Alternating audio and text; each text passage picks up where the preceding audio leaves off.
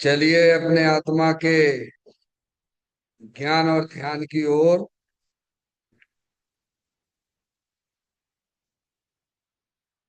अपने चंचल मन को एवं चंचल उपयोग को स्थिर करने के लिए चिन्वाणी माता के माध्यम से अपने वर्तमान ज्ञान की पर्याय में सम्यक ज्ञान उत्पन्न करते हुए शरीर शरीर से संबंधित जितने भी चेतन अचेतन पदार्थ हैं उनका मुझ भगवान आत्मा के साथ में किसी भी प्रकार का कोई संबंध नहीं है। इस प्रकार समस्त पर पदार्थों में अपने संबंध की वृत्ति को छोड़ते हुए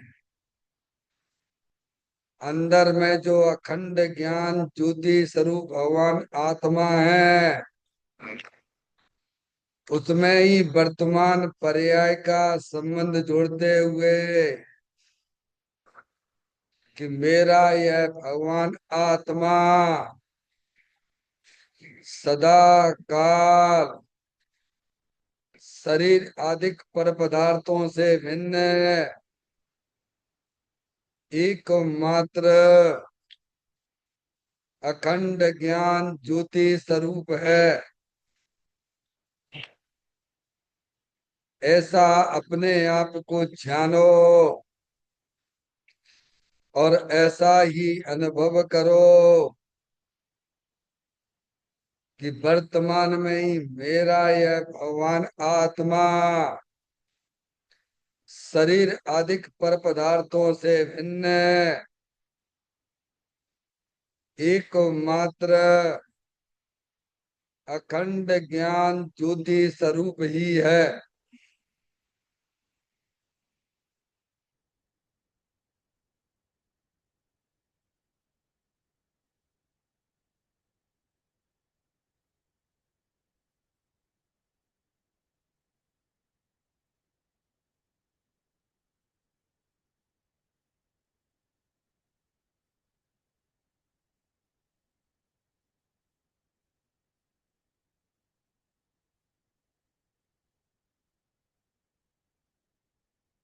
इसी प्रकार से संसार अवस्था में आत्मा की पर्याय में जो विविध प्रकार की पुण्य पाप के परिणाम दिखाई देते हैं वे समस्त परिणाम पर द्रव्यों के लक्ष्य से होने वाले भाव हैं। वे हमारे आत्मा का स्वभाव नहीं है। ऐसे समस्त रागादिक परिणामों में एकत्व बुद्धि, ममत बुद्धि, कर्तृत्व बुद्धि, भोक्तृत्व बुद्धि तथा उन रागादिक परिणामों की ज्ञाता बुद्धि को भी छोड़ते हुए अंदर में जो अखंड ज्ञान ज्योति स्वरूप भगवान आत्मा है जो कि सदा काल शरीर रागादिकों से भी भिन्न एकमात्र पूर्ण निराकुलता स्वरूप वाला है। ऐसा अपने आप को जानो और ऐसा ही अनुभव करो कि वर्तमान में ही मेरा यह भगवान आत्मा शरीर रागादिकों से भी भिन्न, एकमात्र शुद्ध वीतराग आनंद मूर्ति स्वरूप है।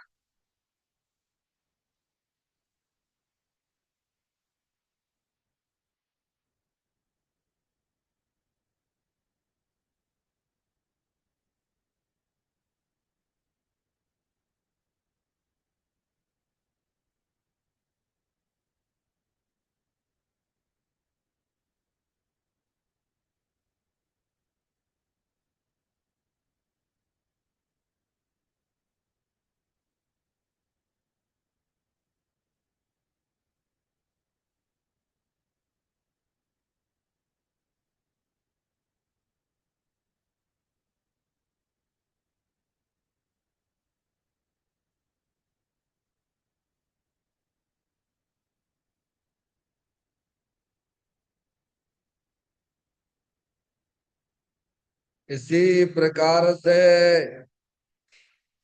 संसार अवस्था में आत्मा की पर्याय में जो पर के लक्ष्य से होने वाला ज्ञान है, वह परलक्षी ज्ञान भी हमारे आत्मा का स्वभाव नहीं है। वह तो इंद्रिय जनित ज्ञान है।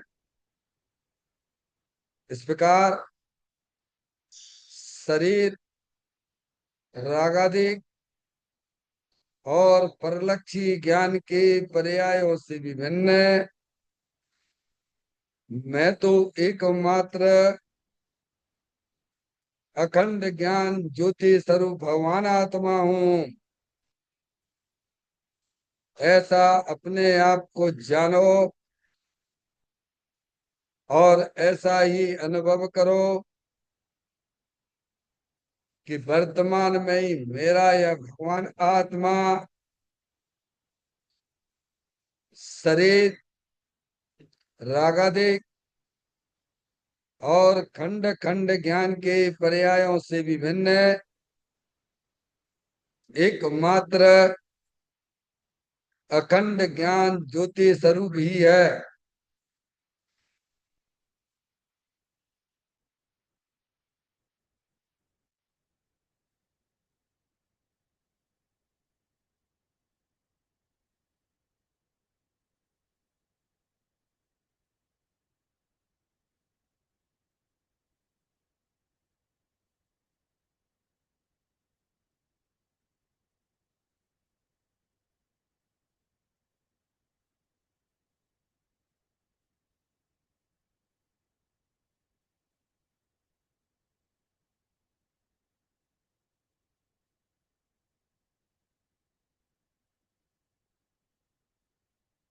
तरप कर्म भाव कर्म नौ कर्म रहित शुद्धात्म स्वरूप हम। मेरा ये भगवान आत्मा सदा काल शरीर आदि नौ कर्मों से भिन्न है। मेरा ये भगवान आत्मा सदा काल ज्ञान वर्णादि आठ कर्मों से भी भिन्न है। मेरा ये भगवान आत्मा सदा काल मोह राग देश भाव कर्मों से भी भिन्न है। इस प्रकार द्रव कर्म भाव कर्म नौ कर्म तीनों कर्मों से रहित मैं तो एकमात्र परम पवित्र शुद्धात्म स्वरूप हूँ। ऐसा अपने आप को जानो और ऐसा ही अनुभव करो कि वर्तमान में ही मेरा यह भगवान आत्मा तीनों प्रकार के कर्मों से रहित एकमात्र परम पवित्र शुद्धात्म स्वरूप है।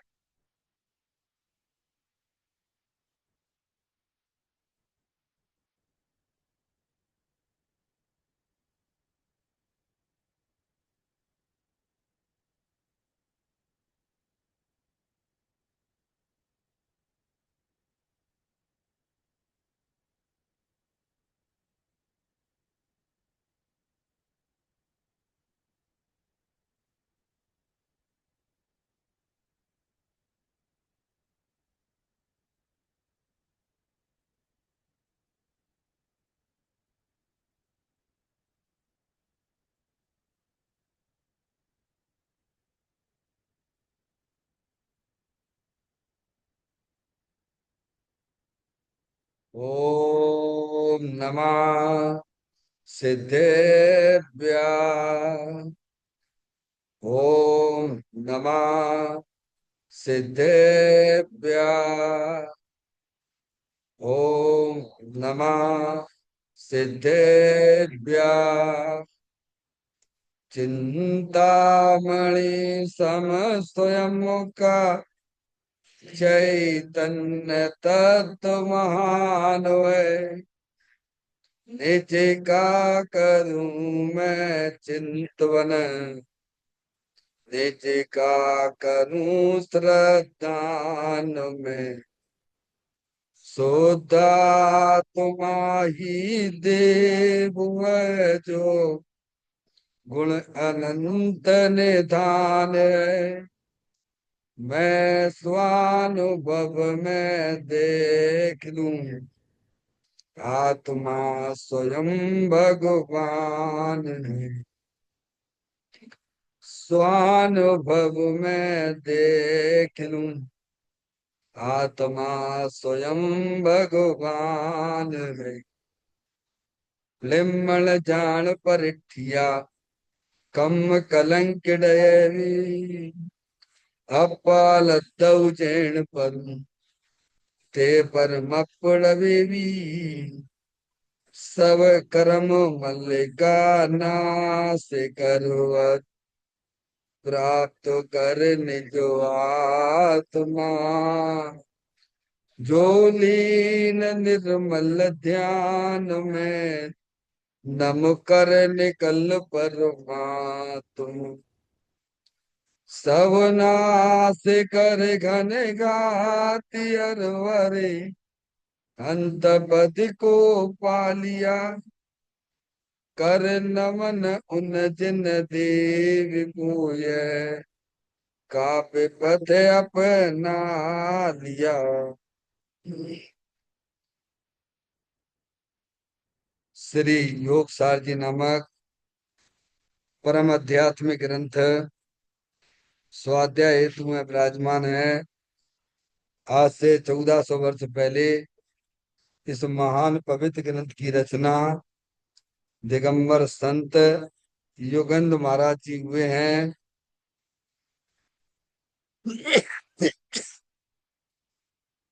उन्होंने इस महान पवित्र ग्रंथ की रचना की और उन्होंने इस ग्रंथ का नाम योग सार जी रखा। योग सार जी का सीधा सा अर्थ है मुक्ति के मार्ग में योग का मतलब जोड़ होता है। किसका किसके साथ में जोड़ करना, तो अरिहंत परमात्मा कहते हैं कि अपनी वर्तमान सुत ज्ञान की पर्याय का अंदर में जो अपना त्रिकालिक ध्रुव भगवान आत्मा जो कि सदा काल द्रव्य कर्म भाव कर्म नौ कर्म से रहित एक मात्र अखंड ज्ञान ज्योति स्वरूप है। ऐसे गायक प्रभु परमात्मा में अपनी वर्तमान सुत ज्ञान की पर्याय का संबंध जोड़ने का नाम योग है, जिसे शास्त्रीय भाषा में सम्यक दर्शन सम्यक ज्ञान भी कहते हैं। और उस चैतन्य भगवान आत्मा में ही अपनी वर्तमान पर्याय को मग्न कराना, लीन करना, उसे सार कहते हैं, यानी सम्यक चारित्र कहते हैं। तो योग सार क्या हो गया?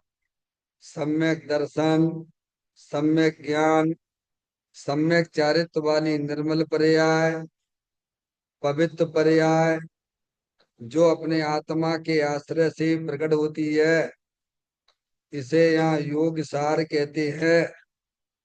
और इसे ही अरियंत परमात्मा मोक्ष मार्ग कहते हैं, और इसी का नाम धर्म है। देखिएगा, योग सार ग्रंथ के माध्यम से हम और आप यहाँ पर 82 नंबर की गाथा का स्वाध्याय चल रहा है। इस गाथा का जो मूल विषय है कि पर भावों का त्याग ही सन्यास है। पर भावों का त्याग करना। पर भाव क्या होते हैं? कि अपने आत्मा में जो मोह राग द्वेष के परिणाम होते हैं, उनको यहाँ त्याग करने की बात की गई है। जब तक हमारे आत्मा में मोह राग द्वेष परिणामों का त्याग नहीं होगा, तब तक आप सन्यासी नहीं हो। सन्यासी होने के लिए सबसे पहले आपको अपने परिणामों में मोह राग द्वेष के परिणामों का त्याग करना होगा। त्याग दो प्रकार का होता है। एक श्रद्धा की अपेक्षा से त्याग होता है, और एक चारित्र की अपेक्षा से त्याग होता है। श्रद्धा की अपेक्षा का त्याग क्या है? कि जो आत्मा में जो मोह राग द्वेष के परिणाम होते हैं, उन्हें ज्ञानी अपना जानता नहीं है, अपना मानता नहीं है। अपनी चेतन आत्म वस्तु को ही अपना जानता है, अपना मानता है। ये श्रद्धा की अपेक्षा से त्याग हो गया। और चारित्र की अपेक्षा से त्याग क्या कहलाया? जो राग द्वेष के परिणाम जो ज्ञानी की पर्याय में रहते हैं, सम्यक दृष्टि अवरति अथवा मुनराज की पर्याय में जो अल्प रागादिक परिणाम हो गए हैं, उनकी भी दृष्टि छोड़कर अंदर जो चेतन भगवान आत्मा में अपने पर्याय को लीन करना, वह चारित्र की अपेक्षा से सन्यासी है। क्या भैया? सन्यास दो प्रकार के। एक श्रद्धा की अपेक्षा का सन्यास, और एक चारित्र की अपेक्षा से सन्यास। डॉक्टर साहब, समझ में आया भैया? हम्म? ये बात हमें गाथा सिखलाती है। भैया, पर भावों का त्याग करो। पर भाव यानी मूराग्देश के परिणाम। पर को अपने जानने रूप, पर को अपना मानने रूप, पर द्रव का लक्ष्य करके जो निरंतर राग द्वेष के परिणाम किया करते हो, जब तक ये परिणाम हमारी आत्मा में हरे भरे रहेंगे, तब तक इस आत्मा का संसार चालू है। समझ में आया? आप बाहर की क्रियाएं कितनी भी उत्कृष्ट उत्कृष्ट कर लीजिए, लेकिन परिणामों में मोह राग द्वेष परिणामों को आप अपना जानते रहोगे, मानते रहोगे, अपने चेतन आत्मा का विस्मरण करते रहोगे, तब तक आप बाहर के सन्यासी नहीं भगवान, त्यागी भी नहीं, मुनि भी नहीं। क्योंकि सारा जो खेल जैन दर्शन में अंदर में परिणामों में बताया गया है। क्या भैया? अब आप ध्यान दीजिए, हमें कहाँ ध्यान देना है, कहाँ पे अपने ज्ञान का फोकस करना है। इसीलिए इसके 14वें नंबर की गाथा योग सार की हमें यही सिखलाती है कि हे योगी, परिणामों में ही बंध है और परिणामों में ही मुक्ति है। डॉक्टर साहब, कहाँ पे? परिणामों में ही बंध है और परिणामों में ही मुक्ति है। इसीलिए योगी तू परिणामों को पहचानिए। किसको पहचानिए? त्यागी महाराज, परिणामों को। परिणाम तो आत्मा के हैं। समझ में परिणामों में ही बंध चल रहा है और परिणामों में ही मुक्ति होगी। क्या भैया, सन्यासीपना कहाँ आएगा? परिणामों में आएगा। सन्यासी किसे कहा भगवान ने? क्या हिरण्य परमात्मा की वाणी है ना। वीतराग भाव की उत्पत्ति होना, परिणामों में वीतराग भाव की उत्पत्ति होना, वह वास्तव में सन्यासी है। आज तक हमने आपने ये काम नहीं किया, अनंत काल हो गया। क्या परिणाम बिल्कुल हरे भरे से रखे हुए हैं, निरंतर टेंशन, दुखी दुखी, टेंशन दुखी। क्या? क्योंकि आप ना तो आत्मा को जानते हो, समझ गए, आत्मा को नहीं जानते इसलिए परिणामों पे भी खबर नहीं है। क्योंकि शरीर पे ही पूरा हमारा फोकस बना रहता है। शरीर से संबंधित चेतन अचेतन पदार्थों पे हमारा फोकस बना रहता है। परिणाम भी अरूपी है, आत्मा भी अरूपी है। क्या भगवान? अरे जहाँ जहाँ जहाँ उपयोग लगाओगे वहीं तो काम करेगा ना। हम्म? हमें उपयोग अंदर लगाना चाहिए, उपयोग आत्मा का है। अब वहां हम फोकस नहीं करते हैं। समझ गया? ये पहचानिए। तुम जो वस्तु है द्रव्य गुण पर्याय स्वरूप है, ये हमारी मर्यादा है, इसके बाद तो कुछ है ही नहीं हमारा। समझ में आ गई भैया? बहुत सूक्ष्म चर्चा है धर्म की, जिसे हमें समझना बहुत जरूरी है। क्योंकि इनको समझे बिना हमारे आत्मा में निराकुलता आ ही नहीं सकती है। निराकुलता की उत्पत्ति करना है तो सबसे पहले अपने द्रव्य को समझिए, द्रव्य में रहने वाले गुणों को समझिए, और उन गुणों की एक एक समय की पर्याय का भी ज्ञान करिए। क्योंकि त्याग तो वही किया करवाया गया ना भगवान। डॉक्टर साहब, वहां फोकस करिए, अपने ज्ञान का वहां फोकस करिए आप। हम्म? इसलिए पर भावों का त्याग ही वास्तव में संन्यास है। ये बात हमें इस गाथा के माध्यम से समझना चाहिए। गाथा का पाठ करते हैं, फिर इसके पॉइंटों पे विचार होगा। जो जान लेता सो पर को ने भ्रांत होवे पर तजे, जिन केवली ने यह कहा कि बस यही सन्यास है।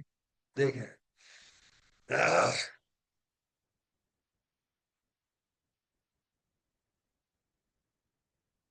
पेज नंबर 145 है यहाँ पर। आगे कहेंगे कि जहां चेतन तहां अनंत गुण, केवली बोले अहम। क्या? केवली भगवान सर्वक देव ऐसा फरमाते हैं, जहां चैतन्य चैतन्य डॉट डॉट डॉट जानन स्वभावी आत्मा है, वही अनंत गुण है। पर में शरीर कर्म या राग में आत्मा का कोई गुण नहीं रहता।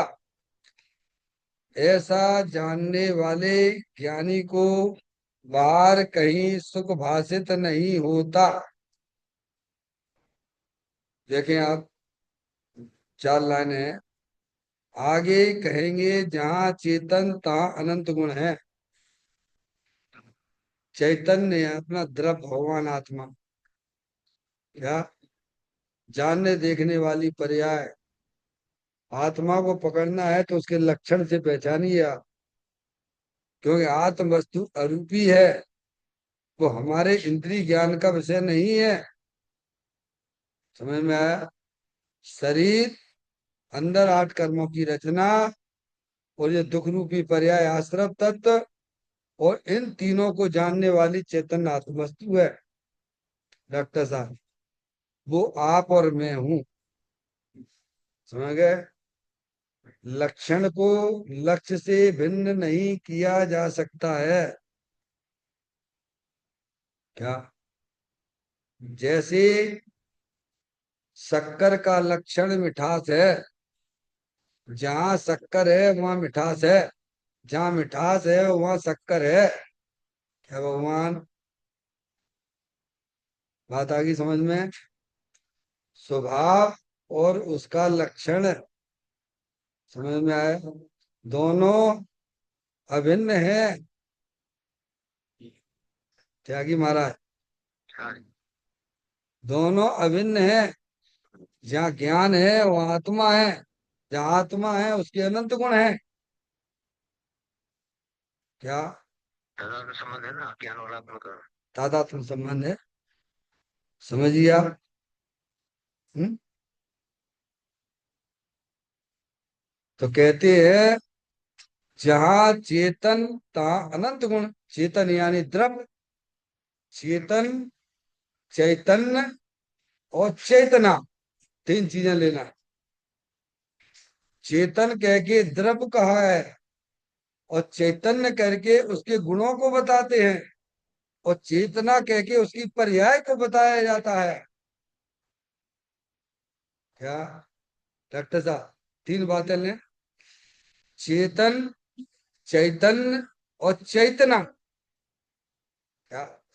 द्रव और उसके गुण और उसकी पर्याय। चेतन वह द्रव है, चैतन्य वह उसके गुण है, और चेतना उसकी पर्याय है। भैया पवन भैया, द्रव गुण पर्याय के बिना आप अपनी आत्मा को पकड़ नहीं सकते हो, ध्यान रखिए। इसीलिए प्रवचन सार की जो 80वें नंबर की गाथा आचार्य कुंदकुंद देव ने लिखी ना, जो अरियंत भगवान के द्रव्य को, गुण को, पर्याय को पहचानता है वो अपनी आत्मा को पहचानता है, उसका मोह विलय को प्राप्त हो जाता है। मोह यानी, मोह का मतलब क्या है? भ्रम, दुख। क्या? उसका दूर भाग जाता है। भ्रम भागे भगवान। अरे सभी आत्माएं स्वभाव से ही भगवान है। भगवान दुनिया में इससे बड़ा कोई भगवान है ही नहीं है। आपसे बड़ा दुनिया में कोई भगवान नहीं है। ये अरियंत परमात्मा की वाणी में आई हुई बात है ये। आत्मा से बड़ा दुनिया में कोई भगवान नहीं है। तो जो अपने भगवान आत्मा को जानते हैं वे ही पर्याय में परमात्मा होते हैं।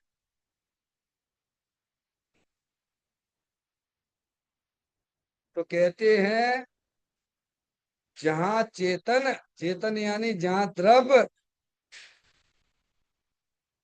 तहाँ अनंत गुण। बोलो होंगे कि नहीं होंगे? शक्कर है, शक्कर नाम का एक वस्तु मान लीजिए आप, उसके गुण कहाँ होंगे?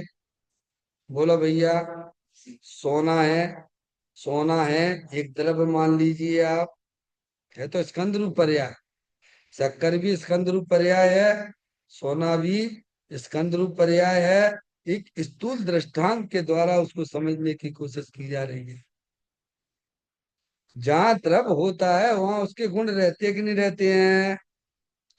डॉक्टर साहब, ऐसा कोई वस्तु दुनिया में है कि द्रव्य तो हो उसके गुण ना हो? आपको एक आध वस्तु यहाँ दुनिया में ऐसी दिखती है क्या? चाहे वह चेतन हो, चाहे वह पुद्गल द्रव्य हो, चाहे धर्म द्रव्य हो, अधर्म द्रव्य हो, आकाश द्रव्य हो, काल द्रव्य हो, जाति अपेक्षा छह द्रव्य भगवान ने बताए हैं। स्थूलता से भी अगर विचार करते हो, चाहे वह शक्कर हो चाहे सोना हो, वह इस पुद्गल इस द्रव्य की स्कंद रूप पर्याय है। समझ में आया भैया? उस स्कंद सोने के गुण क्या है बोलो भैया? हैं? शक्कर के बता दो, शक्कर के गुण क्या है? मिठास। समझ गए आप? सफेद कह देते हैं उसे, चिकना कह देते हैं भगवान, है। ठीक है, स्पर्श रस गंध वर्ण कह दीजिए आप। उद्गल के जो गुण है स्पर्श रस गंध वर्ण। डॉक्टर साहब ले लीजिए, आप कोई भी स्कंद ले लीजिए, उसके गुण वहां रहते हैं कि नहीं रहते हैं? द्रव को छोड़ के गुण कहीं रहते हैं क्या? और उसकी पर्याय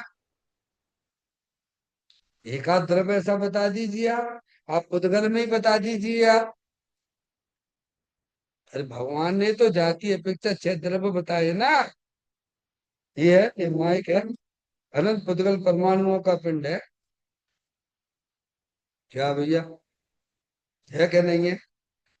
अब इसमें स्पर्श रस गंध वर्ण, ये इसके गुण है। अब स्पर्श के भी 8 पर्याय बताई भगवान ने। ठंडा गर्म है, हल्का भारी, रूखा चिकना। क्या भैया, डॉक्टर साहब, ये इसकी पर्याय है। ठंडा गर्म, ये माइक कैसा लग रहा है भैया? तो कैसे पहचान लिया ये आपने ये पुद्गल है? उसके पर्याय से ही तो आपने उसके द्रव्य तक पहुंचे हो ना। उसके गुण से ही तो उसके द्रव्य पर पहुंचे हो ना। अरे भाई यही तो है, और क्या है बताइए आप। पुद्गल तक कैसे पहुंचोगे? तो उसके गुणों की पहचान से ही तो पहुंचोगे ना। उसके पर्याय के माध्यम से ही तो द्रव्य पकड़ में आएगा ना। हम्म?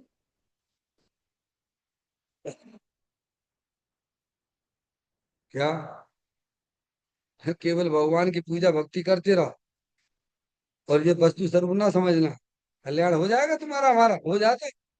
अरे हो जाता, भगवान क्यों नहीं हुआ? लड़का बार बार फेल हो रहा है, बार बार फेल हो रहा है, बार बार फेल हो रहा है, तो उसके कारण पे भी तो विचार करना चाहिए ना भगवान।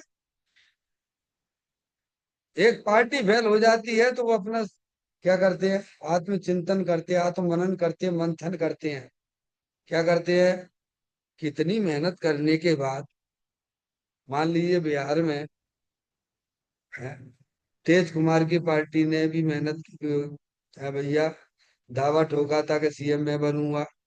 मेहनत तो बहुत करी, की होगी उन्होंने, है भारतीय जनता पार्टी वालों ने भी की थी। एक पास हो गया, एक फेल हो गया। तो वे अपने बैठ के चिंतन मनन करते होंगे नहीं करते होंगे? डॉक्टर साहब, एक पार्टी चलाना है तो करना पड़ेगा। समझ में आया भैया? ऐसे ही हम अनादि काल से इस संसार में रखड़ पट्टी कर रहे हैं। कभी स्वर्ग में जाते हैं, कभी मनुष्य पर्याय में आते हैं, कभी त्रियंश गति में जाते हैं। क्या भगवान? कभी नरक में चले जाते हैं भैया। हमने धर्म के नाम पे क्या क्या नहीं किया बोलो भगवान।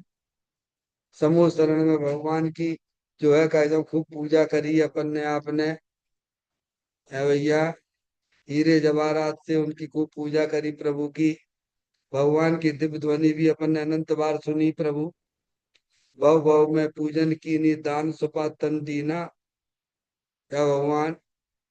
28 मूल गुण का नृत्य चाल हमने तुमने खूब पालन भी किया प्रभु। अभी तो वो क्रियाएं भी नहीं दिख रही हैं, पर ये बात सत्य है कि नहीं है बोलो प्रभु। अपना भूत देख के वर्तमान में कुछ तो ज्ञान करो। मुनि वृद्धार अनंत बार गिरेव को बुझायो, वे निज आत्म ज्ञान बिना सुख लेस न पायो।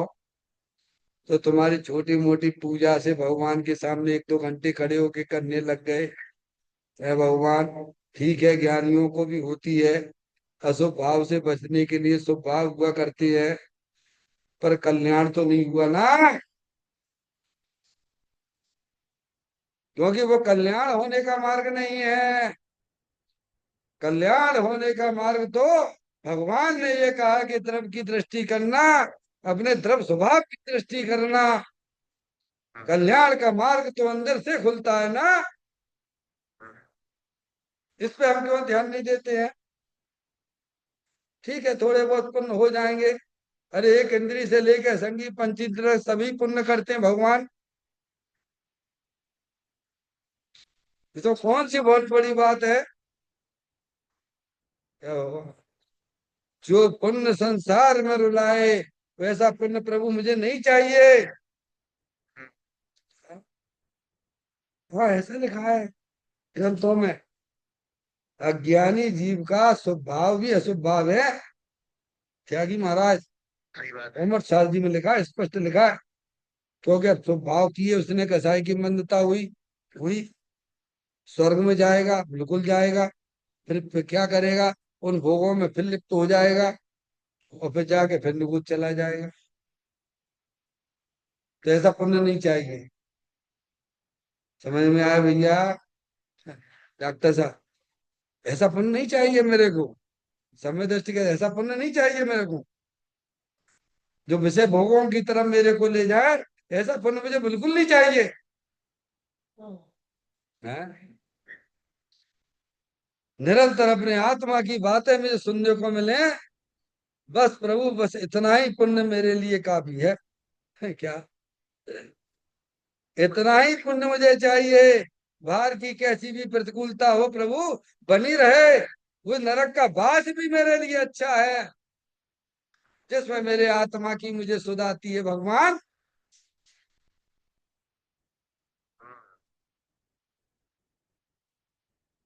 तो लक्षण से लक्ष्य की पहचान कराई गई यहाँ पे। जहाँ चेतन होता है वहां उसके गुण होते हैं। अब या कोई भी वस्तु ले लीजिए, हम तो आपको पुद्गल द्रव्य से ज्ञान करा रहे हैं। तो पुद्गल ज्ञान हमारी, जो पुद्गल जो है ना, ये स्कंद रूप पर्याय हमारे ज्ञान में आती है, पकड़ में आती है। क्योंकि अनादिकाल से हमारा इंद्रिय जनित ज्ञान है। और आत्मा है रूपी, उसको लक्षण के द्वारा पहचानिए आप। हैं? जहाँ वस्तु होती है वहाँ उसके गुण होते हैं, वहीं उसका परिणमन भी चलता है। बोलो होता है कि नहीं होता? बोलो भगवान। और क्या है? जब वस्तु है वहां उसके अनंत गुण भी है। एक गुण नहीं डॉक्टर साहब, एक गुण नहीं, अनंत गुण, हर तरफ के अनंत गुण। जीव का अनंत गुण, पुद्गल के भी अनंत गुण, धर्म द्रव्य के भी अनंत गुण, अधर्म द्रव्य के भी अनंत गुण, आकाश के भी अनंत गुण, और काल के भी अनंत गुण। कोई भी द्रव्य होता है वो अनंत गुण सहित ही होता है भगवान। और जो गुण होते हैं उसके परिणमन हुए बिना रहते नहीं है। ऐसा एक सुमेल है। डॉक्टर साहब, तो कहा जहाँ चेतन है, चेतन यानी द्रव, चेतनेश्वर भगवान आत्मा, जलल ज्ञान ज्योति स्वरूप, वहां उसके अनंत गुण है। अब ज्ञान गुण से पकड़ में आता है चेतन वस्तु, जैसे आपको मिठास से शक्कर पकड़ में आती है? समझ में आए? एक एक एक पर्याय को मुख्य किया, एक गुण को मुख्य किया, तो एक ही मत समझ लेना आप। उसमें रहने वाले अनंत गुण हैं। जीवत्व शक्ति, चित शक्ति, दृष्टि शक्ति, ज्ञान शक्ति, प्रबोध शक्ति, विभुत शक्ति, सरदर्शिक शक्ति। ऐसी अनंत अनंत शक्ति का पिंड भगवान आत्मा है। दे देवल में विराजमान है। कहीं जाना नहीं देखने को। जनवाणी माता के द्वारा सच्चा ज्ञान कर लो बस। समझ में आया भैया? कहते जहाँ चेतन है तहाँ अनंत गुण है। क्या भगवान? अनंत गुण विराजमान है अभी। पर आत्मा का ज्ञान नहीं है, इसीलिए उसका लाभ नहीं मिल रहा उसे। त्यागी महाराज, अज्ञानी जीव सभी चेतनेश्वर भगवान आत्मा है। सब सिद्ध भगवान जैसे हैं, सिद्ध भगवान जैसी शक्ति को रखे हुए हैं। जो निगोद में सोई मुझ में, सोई मोक्ष मजाल। अंतर भेद कछु नाई है, भेद गिनई संसार। जितनी सिद्ध भगवान के पास में शक्तियां हैं, उतना एक इंद्री जीव के पास में भी है। सब जीव राशियां समान हैं, सब अनंत शक्तियों से भरपूर हैं। लेकिन वे उनका लाभ नहीं ले पा रहे हैं, क्योंकि उनकी पर्याय में अज्ञान दशा चल रही है। ज्ञानी की पर्याय सुलझी हुई है, उसे अपने चेतन भगवान आत्मा का ज्ञान है।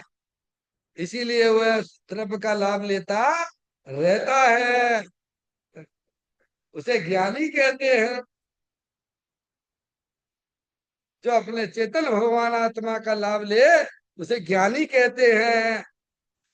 लेकिन जो तरफ जीव तो है, एक इंद्री, दो इंद्री, तीन इंद्री, चार इंद्री, संगी असंगी सब जीव तरफ है, लेकिन उनके ज्ञान में अपने आत्मा का ज्ञान नहीं है। इसीलिए भिखारी जैसे घूम रहे हैं कि स्पर्श इंद्री से सुख मिल जाए भगवान, रसना इंद्री से सुख मिल जाए प्रभु, है भगवान। बढ़िया बढ़िया गाना सुन लो, बढ़िया बढ़िया फोटो देख लो भैया। मूर्खो, सबसे पहले ये पता लगाओ कि सुख नाम का गुण किसके अंदर है भगवान। तो भगवान कहते हैं कि वह तो आत्मा में है, जीव द्रव्य में है। जैसे ज्ञान नाम का गुण आत्मा में है, ऐसे ही सुख वाला गुण भी उस आत्मा का ही है। तो जहाँ आत्मा है वहां उसके अनंत गुण विराजमान है। तो सुखी होने के लिए कहाँ जाना है डॉक्टर साहब? हैं? बोलो भगवान। सोचो विचार करो, तर्क से, युक्ति से, न्याय से भगवान। हमें उपयोग का परिवर्तन किधर किधर कराना चाहिए? अगर सुख चाहिए तो सुख तो चाहिए। तुम्हारी अंदर की डिमांड भी सुख की है, पर तुम्हें ये नहीं मालूम है कि सुख तो अपने चेतन भगवान आत्मा में भरा हुआ है। इसीलिए हमारा उपयोग बाहरी बार काम किया करता है। ज्ञानी का उपयोग अंदर चेतन भगवान आत्मा में काम करता है, कि उसे सब बातों की खबर है कि चेतन भगवान आत्मा ही इस विश्व में सर्वोत्कृष्ट है। मुझे आनंद चाहिए तो संसारी जीवों की तरफ तो देखना नहीं, अरे सिद्ध भगवान ने भी जो अनंत सुख प्रकट किया है उनकी तरफ देखने से भी हमें वो अपना सुख नहीं मिलने वाला भगवान। मुझे अगर सुखी होना है तो मेरा चेतन भगवान आत्मा सुख और आनंद से भरा हुआ है प्रभु। वहां दृष्टि देते ही हमारे अनंत गुण पर्याय में प्रकट हो जाते हैं।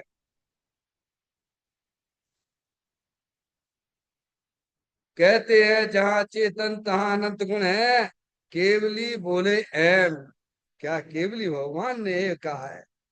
बोलो भगवान, आप भगवान की पूजा करते हो, भक्ति करते हो, तो उनकी बातें सुनना कि नहीं सुनना? डॉक्टर साहब, हैं? उनकी बात को सुनना ही कि मानना भी कि नहीं मानना? तो भैया, जिस देश में अपन रहते हैं, प्रधानमंत्री हमारा राजा जो कह रहा है तो उसकी बात सुनना कि नहीं सुनना? हाँ, बताओ। है? ये सुनना ही सुनना, उसकी मानना नहीं? तो रह पाओगे क्या? शांति से रह पाओगे भैया पवन भैया? हैं? केवल भगवान की पूजा करे जा, करे जा, करे जा। अरे भगवान क्या कहते हैं वो नहीं सुनना? हैं? तो कहते हैं केवली बोले ए, केवली भगवान सर्वक देव ऐसा फरमाते हैं। तो क्या भगवान बड़े है ना अपन से? केवली परमात्मा कितना बढ़िया काम किया उन्होंने अपनी आत्मा में।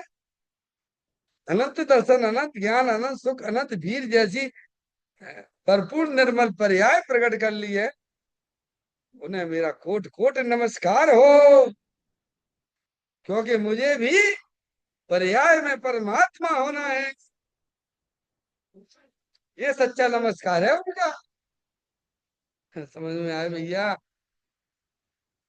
कहते हैं जहाँ चैतन्य चैतन्य जानन जानन स्वभावी आत्मा है। एक समय भी आप जानने देखने से कभी खाली रहे हो तो बता प्रभु? हैं?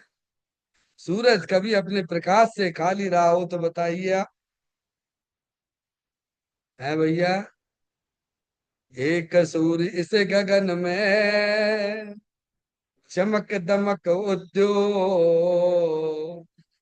और एक सूर्य इस तन विषय, प्रगट ज्ञान की ज्योत।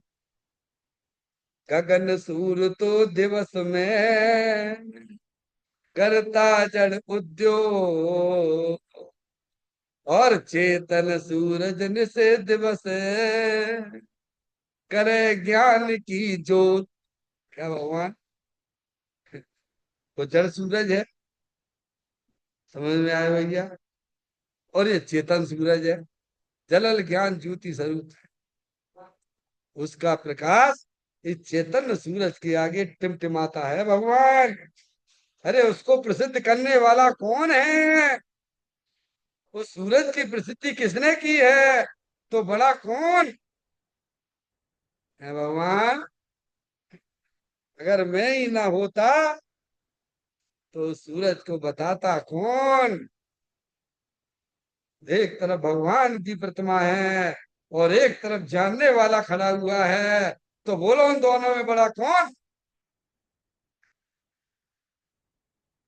क्या कहा भैया, पवन भैया?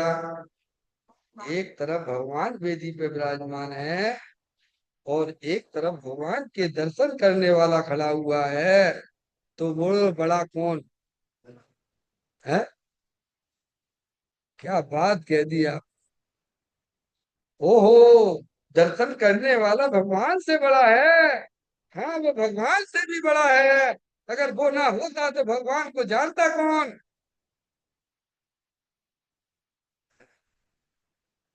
ऐसे अपने प्रभु की अंदर में विराजमान उसकी महिमा लाओ।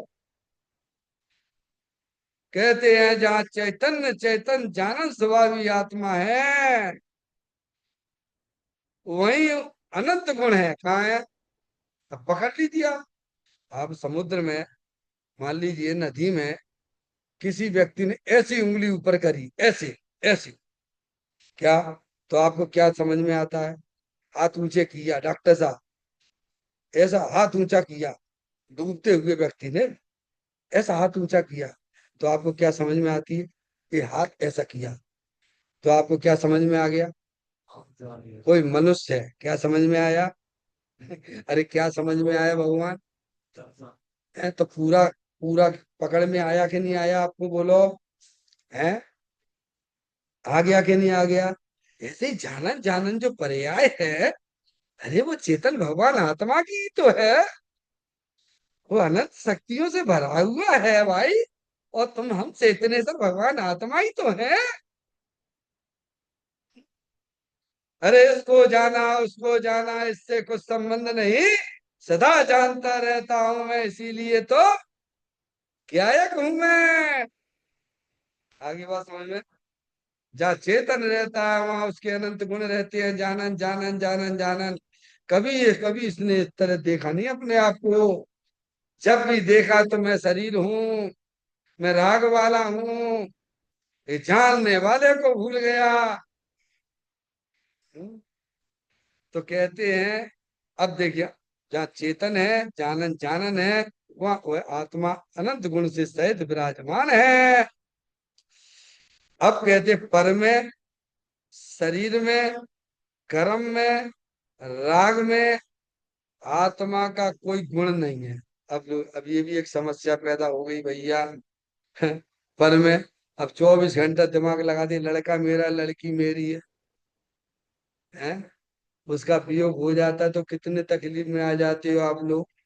क्यों आ जाते हो तकलीफ में बोल भैया? उस वस्तु का तो हुआ वियोग, वो होना निश्चित है। लड़के हो लड़की हो, जो संयोग आया उसका वियोग निश्चित है। तो वो योग हो गया उसका, वो तो होना निश्चित था।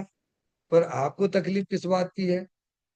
आपको तकलीफ उसके वियोग होने की है, कि आप उसमें अपनापन बैठाले हुए उसकी है। मुझे ईमानदारी से बताना डॉक्टर साहब, क्या कहा? जो भी हमारे संयोग में, जो भी संयोग में चीजें हैं, संयोग का वियोग होना निश्चित है। पर आपको तकलीफ किस बात की है? संयोग के वियोग की है, कि आपने उसमें अपना पन स्थापित किया हुआ है, उसकी है। बोलो भगवान। अब इस बात को ज्ञानी पहचानता है। संयोग का वियोग होने का दुख अज्ञानियों को नहीं है। अज्ञानी जीव उस संयोग में जो अपना बैठा ले हुए हैं, उनसे जो राग उसका उन्हें दुख है तो छोड़ देना। कौन छोड़े डॉक्टर साहब? जिसे सुखी होना होगा वो छोड़ेगा। समझ में आया? डॉक्टर मैडम, काय काय की तकलीफ है? करोड़ों रुपए हमारे घर में पड़े थे, है भैया। और जो है वो उन्होंने जो है क्या कर दिया, रेट पड़ गई, क्या पड़ गई है भैया? और वे तो अब चले गए। तो दुकाय का आएगा बाका? नोट चली गई, रेड पड़ गई, बाका तो है कि नोट को वो अपना माना हुआ था उसका तो है। बोलो भैया, है? अभी ज्ञान करना कि नहीं करना माँ माई माता से?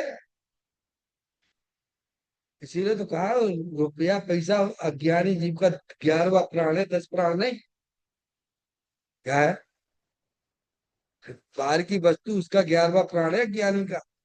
डॉक्टर साहब, ये 10 प्राण है शरीर, इसलिए पर पहले लिया। क्या लिया पहले? शरीर बाद में लिया। हम सब जो पागल हो रहे हैं ना, पर की वजह से ही पागल हो रहे हैं। पर की वजह से पागल नहीं, पर में अपनापन डाल के पागल हो रहे हैं। समझ में आए भैया? पर को आत्मा माने बैठे हुए। अभी भोपाल की बात है, मैंने और भी तमाम ऐसे विवरण आए हैं। हमारे साथ में जो एक जॉन मैडम करके रहती थी ऑफिस में, उसके पास फोन आया कि तुम्हारा बच्चा डूब के मर गया। फोन आया, हमारे सामने की बात है। उसकी बोलती बंद हो गई, जैसे कि सांप नहीं निकल जाए एकदम जो है समझ गए ना? झटका लगा उसे। अब वो रोए नहीं। क्यों? क्योंकि उसका उसमें अपनापन चल रहा है भगवान। तभी तो कहे एकदम शॉट लगा उसे। समझ गए आप?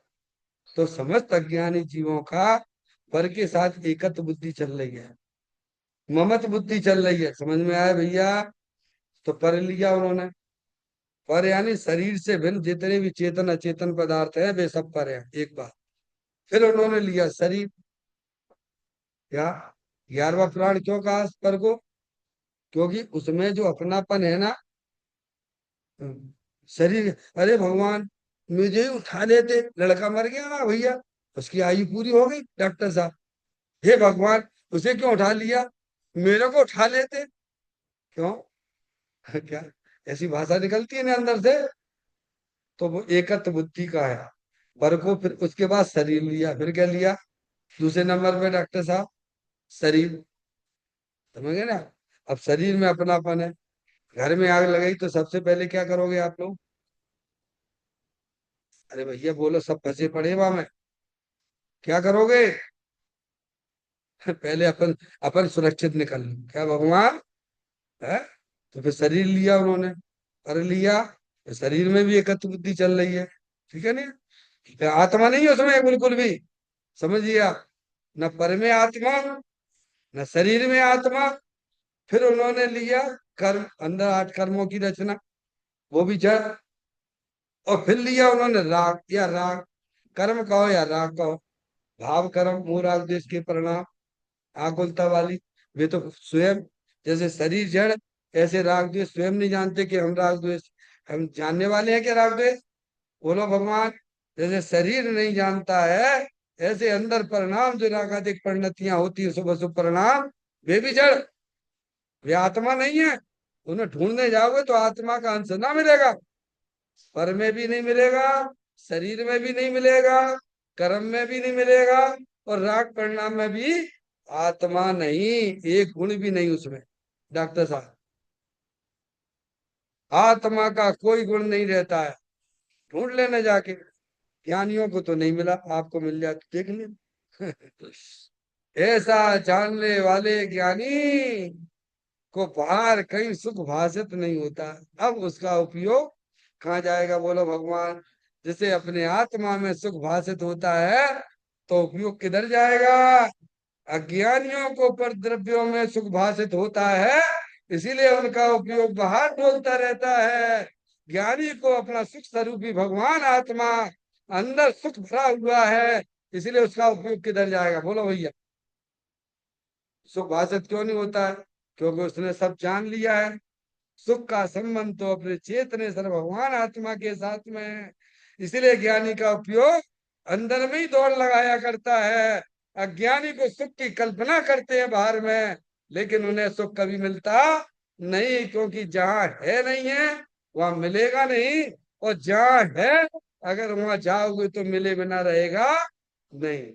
चैतन्य का स्मरण प्रति क्षण करो रे, भव के अनंत दुख को पल में हरो रे, अक्षय अनंत निज सुख दान पाओ, गाओ अरे नित इसी के गीत गाओ, गाओ अरे नित इसी के गीत गाओ।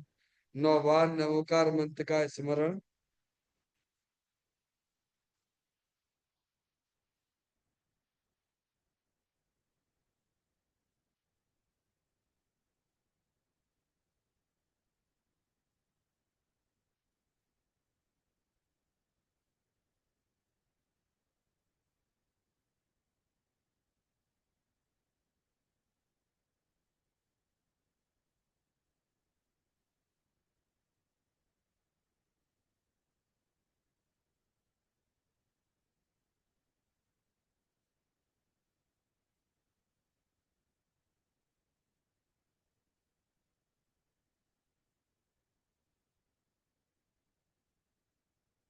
बोलो द्वादशांग दिनवाणी माता की जय। महा